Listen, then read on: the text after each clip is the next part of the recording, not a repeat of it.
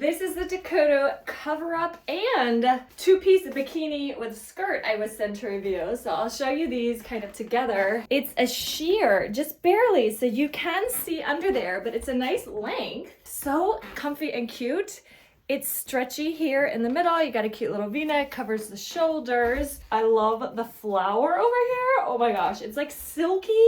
I love it, I love it, I love it. It's got a slit here. A little hard to see. I am gonna go ahead and cut the tag off though, because you do see that. And now, when you're ready to hit the beach, take this off. And here is the two-piece, kind of a long cut bikini top with a skirt with a built-in bottom. Love it, love it, love it. I am 5'8", 130 pounds, wearing the medium. It's got built-in cups you can remove. It's got a little peekaboo right here.